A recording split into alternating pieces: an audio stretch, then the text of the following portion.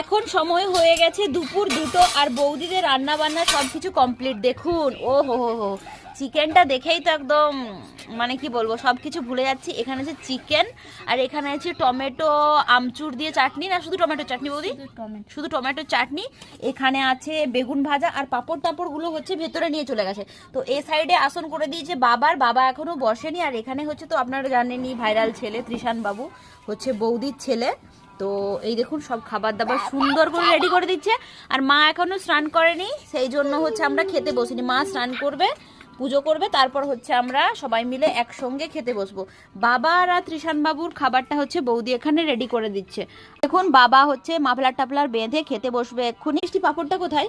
ভেতরে মানে আছে তাই তো, সামনেই আছে। তো চলুন, খাওয়া দাওয়া শুরু হয়ে গেছে দুপুরবেলা। প্রথমে বাবা ত্রিশান বাবু খেয়ে নিক, পরে আমরা খাবো।